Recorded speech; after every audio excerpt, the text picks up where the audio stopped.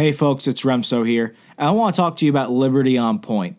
The Liberty on Point podcast is a weekly podcast that examines current events and politics to determine how they affect our liberties. Liberty on Point can be found on all major podcasting apps, or if you can't find the one that maybe you want to listen to it through, you can always go to www.libertyonpoint.com. That's www.libertyonpoint.com. Liberty on Point is also a member of the Self-Defense Radio Network. Go ahead, check them out, you're gonna love it, and let them know that Remso sent you. Take care. Get ready, you're about to enter the Remso Republic.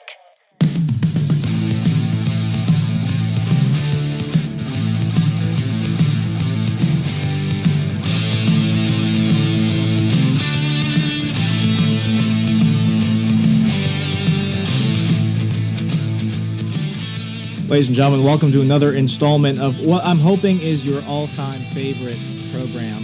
I know there are other great ones out there, but I want to be a little more self-confident these days. Welcome once again to the Remso Republic. I'm your host, as always, Remso W. Martinez. Season 2, you guys are just blowing this out of the water. I had no clue that by not talking about the election as much, we were going to be able to stay relevant. It was really weird because we took the week of the election off because I was out campaigning with now Congressman Tom Garrett, and we ended in November, and we were just thinking, producer Ryan and I were just thinking, I wonder how many people are going to come back since we're no longer talking about the race and everything else, because it seems that everyone goes to the things that they're interested in the moment, but we've put on a great couple guests previously the last month and a half or so. You guys are fantastic. Producer Ryan, I just want to thank you from the bottom of our hearts. But with that said, this year folks, I'm excited. For some good reasons and some, what comes around the corner is going to smack me in the face reasons. What we have now is a Republican-controlled government. What we have now is an opportunity for things to actually get done if Republicans actually do what they've been talking about for the past 8 years now. Now, I remember 2000, I remember 2001, and I remember everything that happened between then and 2008. The Republicans can, if they wanted to, kind of screw us over. They don't have to be conservative. It's when the Democrats are in charge, they can pretend to be conservative. Oh, if you elect us this time, we'll do so much better. We'll be fiscally responsible, and we'll look at the Constitution and everything else. And I'm just sitting here like, yeah, come on and disappoint me again. I don't want to be that way. I want to actually look at the things that can get done. Support them where you can, bash them where you can, when they're doing things that warrant bashing and when they're doing things that warrant supporting. But right now I kind of want to talk about, how you get involved. I want to talk about how you actually can keep the fire to these people to keep them going. But I'm not going to be the one to rant on that today. I actually have our special guest, Angela Morabito. She's a former Fox News contributor and regular writer for Red Alert Politics and the Outset Network. She's also a senior campaign organizer for Stands United. Angela, welcome to the show. Thank you so much for having me. Not a problem. So by the time people are listening to this, it's already February. So my question is this. Should I be optimistic for a conservative revolution in the year 2017, or am I just going to be disappointed like I was last time? Oh, wow. Well, I'm with you in that hope, and I'll tell you how I'm feeling, which is cautiously optimistic. We've seen just a watershed election that I don't know if that's what you expected to happen, but it definitely was not something that I expected. Yeah, it was kind of like a Twilight Zone moment. I watched the news at 3 a.m. on election night, and I was like, this is actually happening. Right. I just kept repeating to myself in my head, President Trump, President Trump. Like, I'm going to have to get used to saying this, and I never thought it would be a reality. So, I'm cautiously optimistic, but this is our chance now to really hold their feet to the fire. And we've seen in past years what happens when Republicans are like, great, I'm in office. Now I'm going to do whatever I want. I'm going to do whatever my donors want. And you know what? I am here in Washington, D.C., and I've got the job, and I don't have to listen to the constituents anymore. We've seen that. I'm not going to name names, although I certainly could, of people who have done that. But now we get the chance to hold them accountable. So to borrow a slogan, really, I would say it's on us. There are a lot of things that are on us these days and responsibilities that we have as citizens, but I think this one is particularly important, or else the whole election is like, well, what did we do that for? Yeah, I completely agree with you. This is the time where Republicans can actually get things done if they want to. I love the fact that Thomas Massie is already out there with, repealing gun-free school zones. Rand Paul wants to get rid of Obamacare and have a balanced budget. Tom Garrett wants to put in student security. Whew, long-winded there. But my thing is this. It seems that whenever Republicans are in charge, a lot of their constituents, it's like there's a split. You have everyone at one point during the campaign saying, get elected, get elected, get elected. And then after the election, you have a bunch of people that are like, so what if it's not fiscally conservative? So what if it's not constitutional? So what if it's a little bit statist and tyrannical? Would you rather have a Democrat? If you're saying anything against the Republican, you're evil. So you have these people, and I'm seeing this with a lot of Republican activists. I'm seeing this with a lot of conservative activists. It seems that as soon as Republicans are in charge, all aspects of libertarianism, conservatism, it doesn't matter, because it's like waiting for a football team to get to the Super Bowl. All that matters is that your team is in charge. So do you think that with this, with this new change in the administration and everything else, do you think that after what we've had to experience of the terrible Obama administration, conservative activists care a little bit more about those things, or do you think we're going to fall into the same pace we've had in the past 20 or so years? Well, I certainly hope they care. I mean, we've had 8 years, right, to be ready for this and to come up with all of the things that are conservative and right of center, even moderate policy positions. So when I see the GOP get into office or get ready to take office, and everyone's debating, so what should we replace Obamacare with? That's a very important conversation to have, and the time to have it was about 6 years ago. So again, cautiously optimistic. That one's given me a little more pause than most. But this is our chance to hold them accountable, and that's what we're trying to do at standunited.org. I'm glad you bring up Stand United, because that's what we're going to go ahead and talk about right after this commercial break. Folks, you're listening to the Remso Republic with our special guest, Angela Morabito. Hang on tight. We'll be right back after this commercial break. The voice of the Liberty Generation, Remso W. Martinez. Take the show on the go by subscribing to the Remso Republic on iTunes, SoundCloud, Stitcher, TuneIn, Google Play, and YouTube. Don't be left out. Hey guys, Tim Preuss here, and I wanted to take a minute and invite you to stop over to PREUSSPodcast.com and give our show a listen. We've got in-depth commentary on the issues that matter to you. These hookers, fucking whores, are out there. These hookers, man, I tell you. Yeah, that's like the most contact I've had with the hooker. Is them yelling at you. Yelling at me on Twitter. We break down the most pressing issues of our time. This large lady with like tight clothing on. Not appropriately linked tight clothing either. And we get the most intelligent analysis from friends of ours like Jeffrey Tucker. We pulled over engine trouble, and what happened? What happened? I don't know. Oh, God. Seriously, though, we love putting on a show that both entertains and educates. We're growing, and we'd be thrilled if you joined us. Check out PREUSSPodcast.com for more. That's PREUSS podcast.com.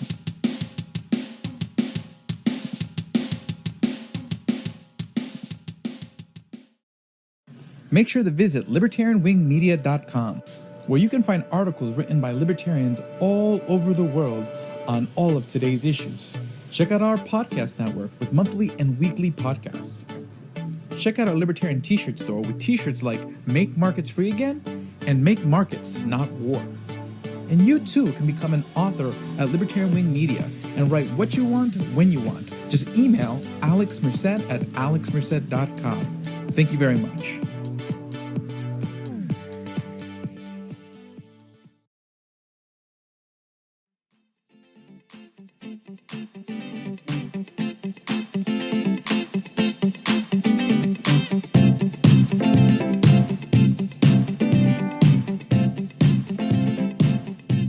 Gang, welcome back to the program.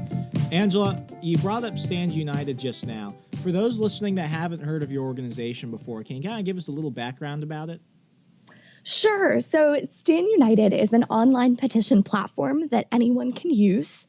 We have a very engaged, great community that's our audience, and most of them are right of center. Now we're nonpartisan. If Bernie Sanders woke up tomorrow morning and wanted to start a petition, we would love to see that happen. Anyone can use us, but our audience, it generally leans to the right. And this is interesting because the left was the first to get the hold of digital media in a political sense. They were the first ones using big data. That's what helped Obama get elected and then reelected. And the right has been playing catch up. So we're speeding up, we're getting it together real fast. And we certainly did over this past election cycle. And it's using tools like Stand United to get the message out and to get people to rally behind a conservative message. That's awesome. And I love organizations like yours because it used to be that if you wanted people to go sign a petition, you actually had to go canvassing neighborhoods. You had to have a voter data sheet, and you're hoping that the person that voted in the past midterm election is still living where they are and they're still registered to vote, or they're still living. I've knocked on doors of dead people. It's weird. But yeah, that it's never a comfortable conversation when you're like, "Are you Mr. Anderson?" And this guy's like, "I just moved in here. That dude's dead." And it's like, "Oh, yeah. I'll leave you this flyer. Thanks." But that's a cringeworthy moment, I think. Yeah, there's nothing more awkward than that. But yeah, like you said, Republicans have been playing catch up. I remember when back in the mid 2000s when MoveOn.org was the standard bearer for that type of stuff.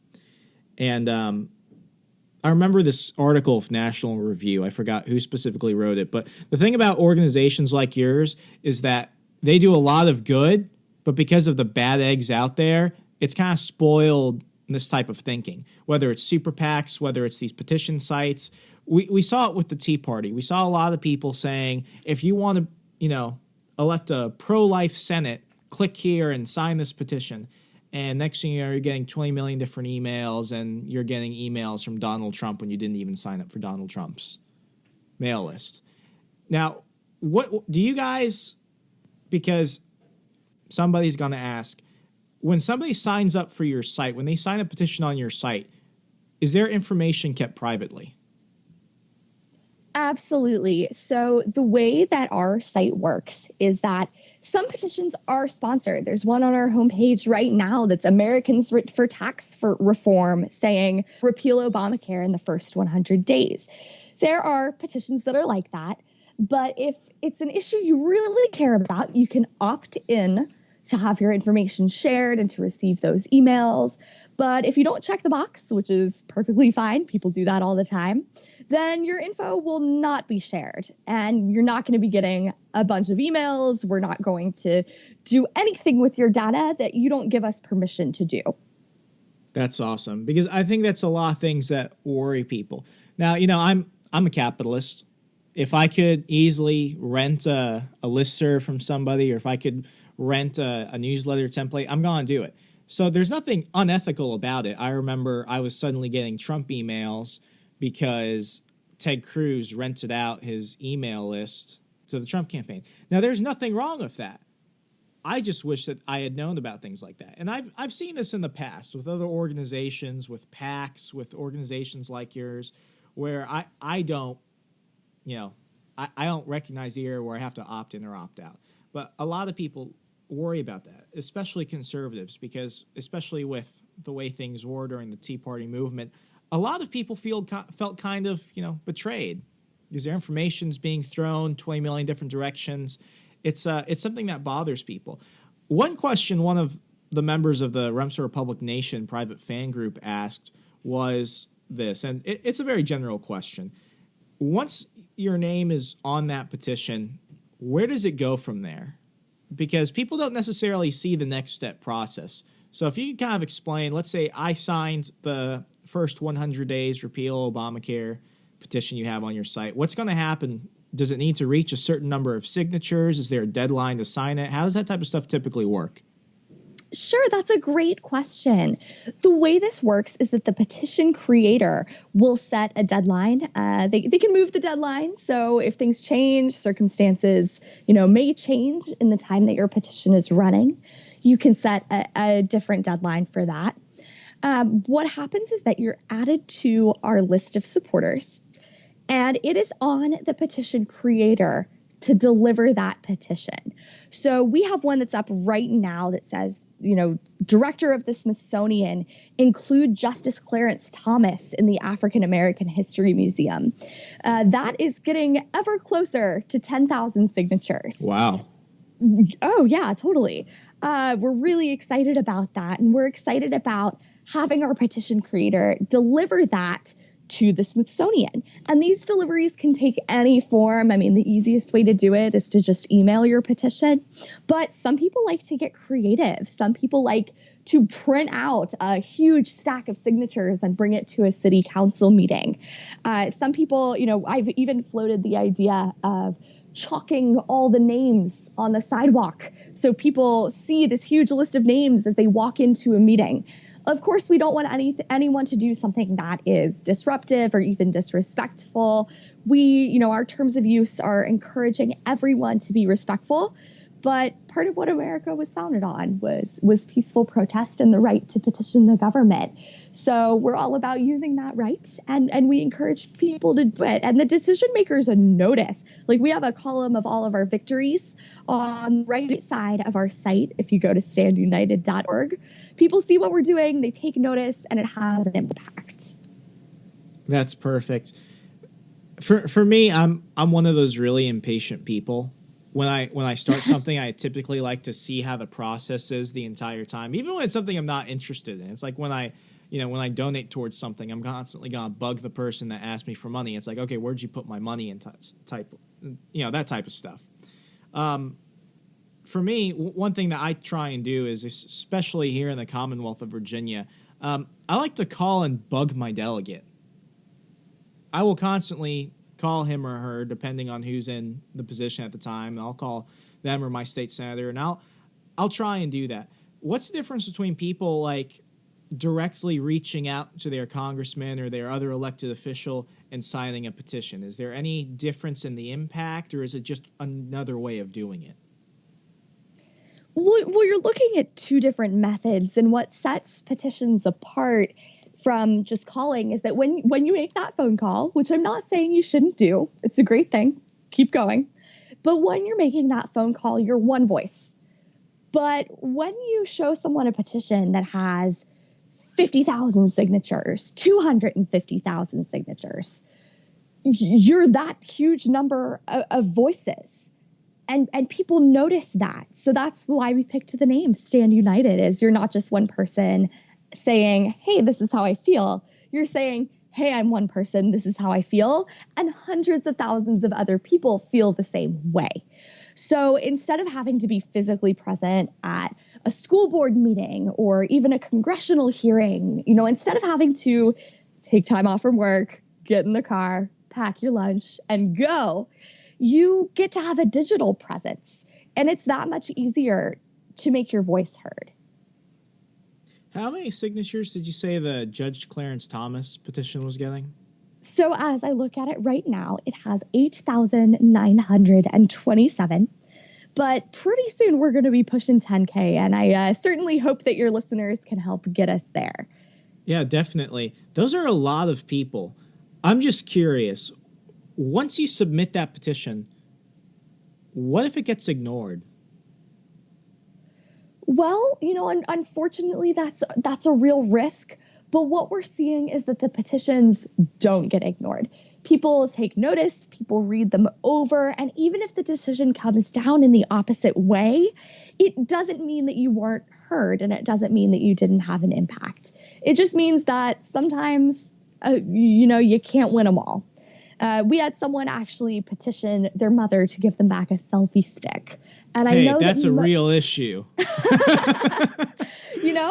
It is an issue, that's for sure. But we can't expect someone's household to work like a democracy.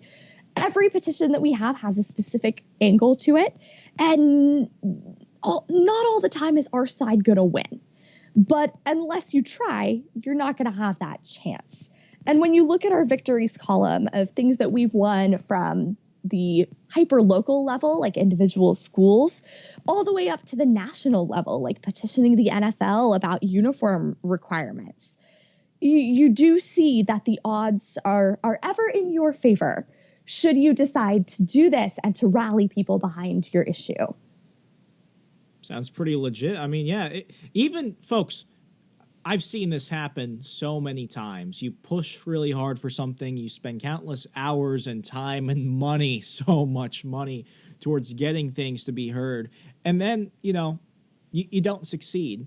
Simply by being in the arena, simply by being in the fight, by being heard, by people knowing who you are, that is a success in its own, because you brought attention to something that will either be picked up by somebody else, or it'll give you another opportunity to jump on it again, or it gets people thinking. You change the narrative. Simply being in the arena, even if it's as simple as signing a digital petition, is all you need sometimes to make an impact. Am I kind of right? You're completely right. The only thing that I would amend there is you talk about it taking countless hours and a lot of money. Ours will take you a small fraction of an hour, and it will take zero money. It's free to use. So this is one of those things where it's very low risk, very high reward. And we saw someone actually out in West Virginia submit a petition a few weeks ago that was just a letter of support for a teacher who was being cyberbullied by parents, by, sort of a social media torches and pitchforks mob kind of deal. And all of that was digital. And it had 19,000 and counting signatures from a super small town in West Virginia. So you might think, okay, well, my town is like population a few hundred. You don't know the reach that you can have until you take 30 seconds to sign a petition or, 20 minutes to go write one up. And we were able to deliver this to her and say, hey, we'll hope you'll keep teaching. There are people who know that you love your job and that you're great at it, and they want you to keep going. And she did, and that got delivered to her and to her county, her school board superintendent. Yeah, see, folks, it's free if you go Stand United. It's free, and it takes no time, apart from just a couple minutes to do it. Angela, we're going to go ahead and keep this conversation going, but we're going to go ahead and hit our final commercial break. Folks, hang on tight. We'll be right back in a moment. We'll be back shortly. Stay up to date with the latest news and updates by visiting RemsoRepublic.com. What are they teaching our children these days? How can so many young people graduate and become socialists? Do they even know what socialism is? Kids are learning how to preserve the environment, but are they learning how to preserve their own liberty? How about introducing your children to, these fundamental principles that helped create the greatest, most prosperous nation in the world? I don't know about you, but when I become a parent, I'm going to read my kids The Chronicles of Kibblestan by Andrea Rand.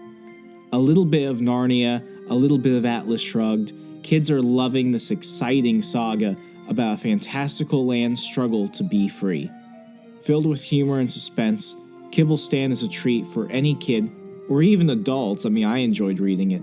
It's for anyone that enjoys reading fantasy. But also, it has the added bonus of introducing some basic principles of liberty as it constantly ponders the question, what does it take for a land to stay free? There's even questions at the end of each book to facilitate conversation with your children. including a student group or a book club.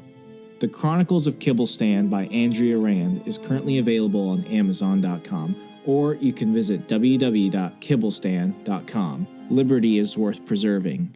Are you in?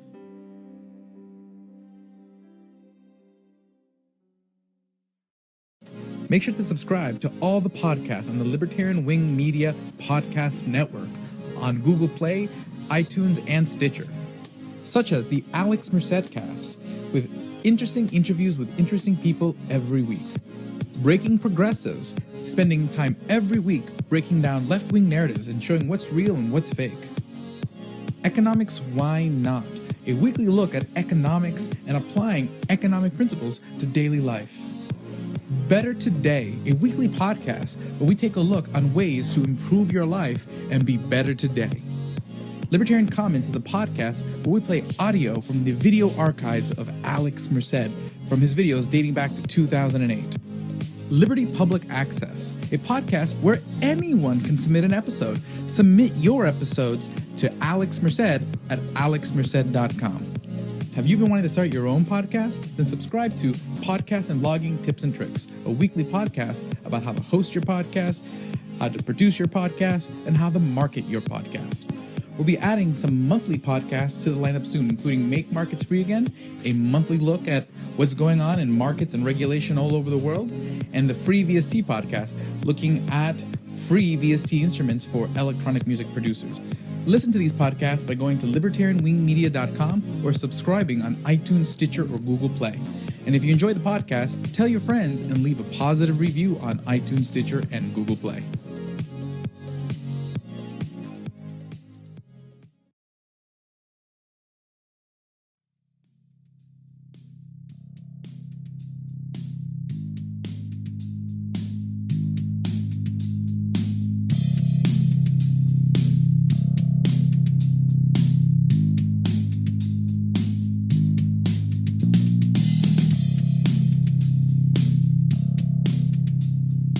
Folks, welcome back to the program. Angela, so we've covered everything of Stand United, how easy it is for people to make a loud and visible impact. Now, I know you're involved in conservative media with Red Alert Politics and Outset.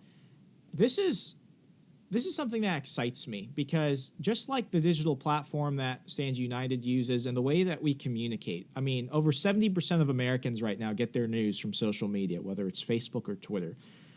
The aggregate is changing. The way that people are interacting with each other is changing. And from the outlets that you write for, they are all focused on the millennial perspective. They're focusing on issues that pertain to millennials, and it's giving other people kind of like an inside look into what's going on with this generation. So my question is this: with things becoming more available because of platforms like Stand United being online, with other organizations like Red Alert Politics, allowing other people to have a voice, why is it so many people think that millennials are lazy and socialist? Because, and I look outside my own echo chamber every once in a while. I've got some progressive friends here and there. It just doesn't seem that way. It seems that whenever I talk to my parents or I talk to somebody from, an older generation, it's, the millennials are continually lazy. They're continually socialist. They don't want anything to do with politics. They don't want anything to do with taking responsibility for themselves.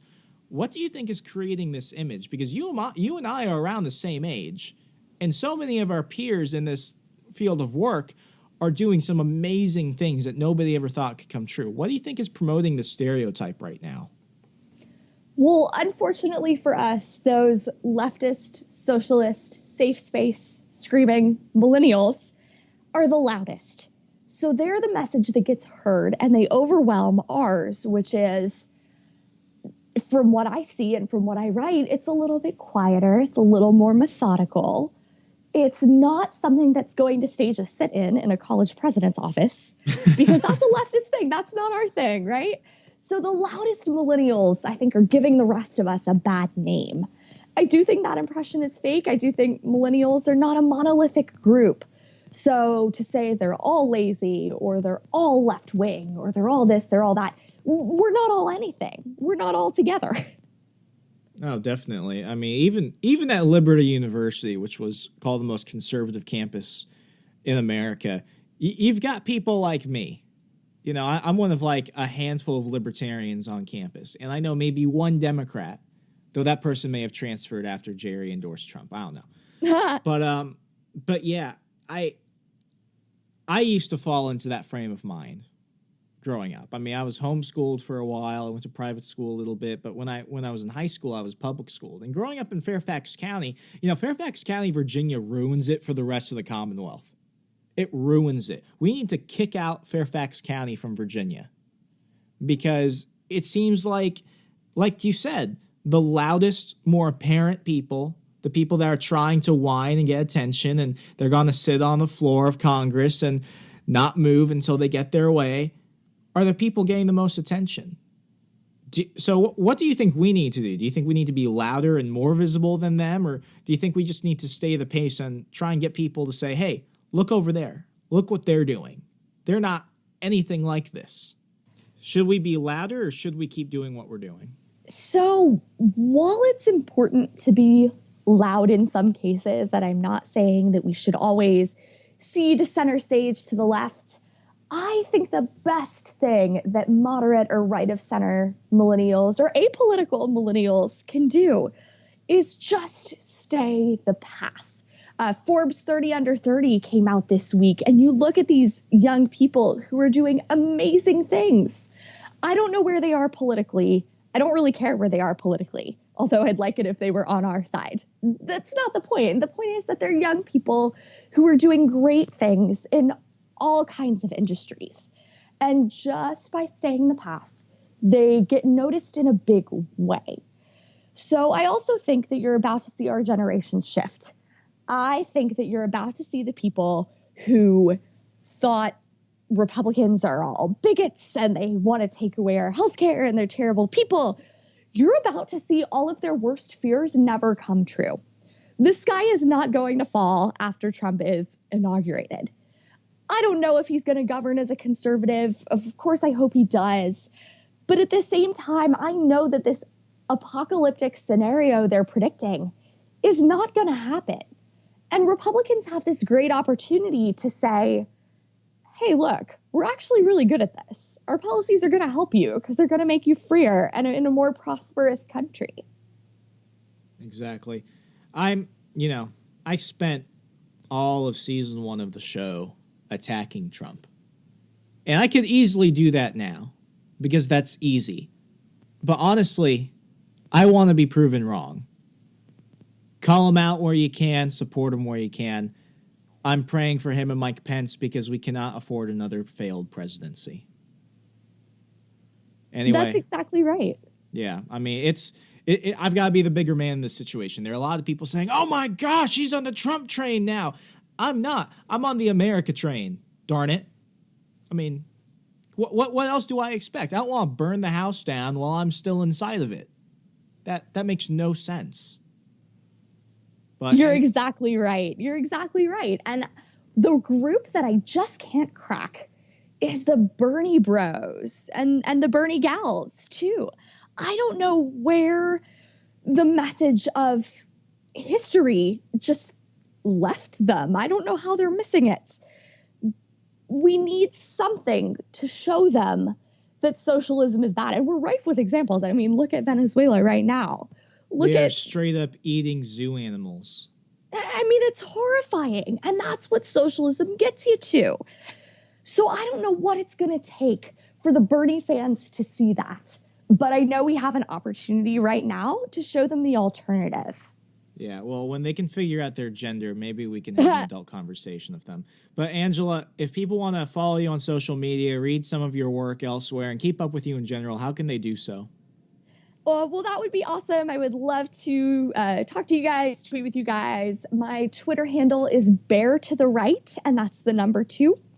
You can find me on Facebook as well at the page Bear to the Right. I write for Red Alert. I've done some stuff for Outset. I'm on RT America about every week, so I hope you'll check it out in the 7 p.m. hour. And I also have a blog that's beartotheright.com. Perfect. Angela, thank you so much for coming on the program. It's been an absolute blast having you on. Thanks so much for having me. Folks, this is such an amazing time to be alive because you can be active and powerful and loud with the click of a button. And if there's something on Stand United that you're not interested in or you don't feel like you want to sign up for, but there's something else you feel is a burden on your heart that you have to go out there and affect change with, go ahead and start something. They've made it so easy for you. You heard all the great things that Angela and her organization have done. Go out and be amazing. And while you're at it, you want to be extra awesome? Well, share the show with your friends. We're on iTunes, Stitcher, SoundCloud, Google Play. And while you're at it, why not join the Remso Republic Nation fan group on Facebook? All we need to do is make sure you're not a fake person or an Instagram hooker or a Nigerian prince asking for money or giving out an inheritance. Once we prove that you're just a real person, come on and hang out with me and all the other fans and previous guests from the program and producer Ryan, and let's have a blast. As always, take care, be good to your neighbor, and I'll see you next week, America. Take care. Stay connected to Liberty's Rabble Rouser on Facebook and Twitter to stay up to date with the latest episodes, blogs, and other available content. What are you waiting for?